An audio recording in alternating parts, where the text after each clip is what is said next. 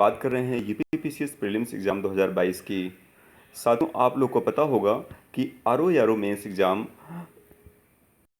2021 का जो है 24 अप्रैल को हुआ। तो उसका पेपर जो आया, जीएस पेपर देखने के बाद क्या मतलब जो एग्ज़ाम का जो पेपर सेट हो रहा है उस हिसाब से क्या कैसे क्वेश्चंस आ रहे हैं, आप लोगों ने क्वेश्चन देखे होंगे। और दूसरा क्वेश्चन ये आ रहा है कि आरओ मेंस का पेपर देखने के बाद क्या ये पीसीएस प्रीलिम्स में कैसे हेल्प करेगा आपका। मैं इस दो टॉपिक पर आपसे बात करने वाला हूँ इस वीडियो में।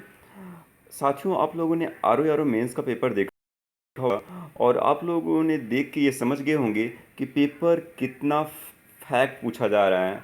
हिस्ट्री से भी ऐसे ऐसे क्वेश्चन पूछे जा रहे हैं जो फैक्ट हैं। आपको एग्जैक्ट अगर वो सब चीज़ें नहीं पता तो आपसे गलतियां हो जाएंगी।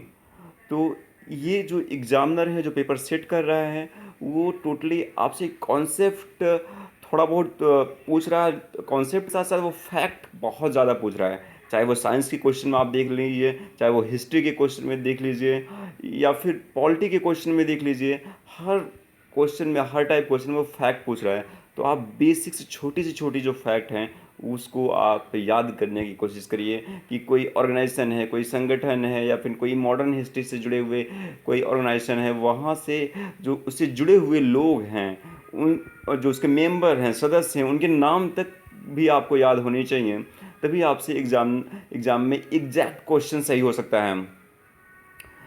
और दूसरा है कि इस पेपर को देखना बहुत ज़रूरी है, क्योंकि जो एग्ज़ामिनर है, जो पेपर सेटर है, वो जो इससे पहले के जितने जीएस के पेपर हैं उसको देख के आप जाइए, जिससे पीसीएस प्रीलिम्स एग्ज़ाम में हेल्प मिलेगी कि वो किस टाइप के क्वेश्चंस पेपर्स में सेट हो रहे हैं।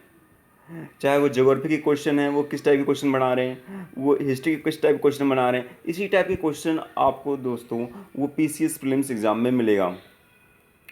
तो आपको फैक्ट पे बहुत ज़्यादा ध्यान देने की ज़रूरत है।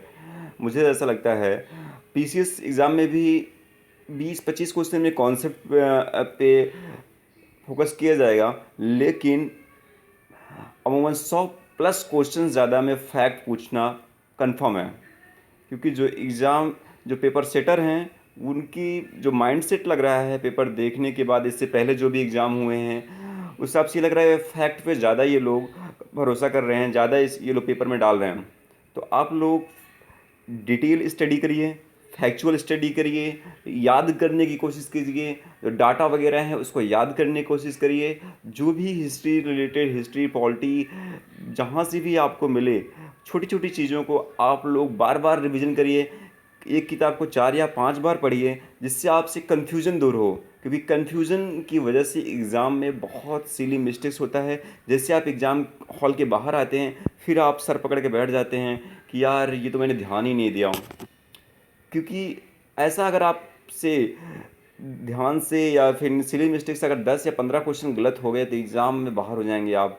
आपकी तैयारी बहुत शानदार होगी, लेकिन आपकी इस छोटी छोटी जो गलतियां हैं वो गलतियां आपको बाहर कर देंगी। साथियों, कंपटीशन बहुत हाई है, लोग पढ़ाई भी बहुत कर रहे हैं, तो आपकी भी अपनी पढ़ाई के लेवल, रिवीजन लेवल उस हिसाब से बढ़ाने की बहुत ज़रूरत है, जिससे 100 प्लस क्वेश्चन सही हो।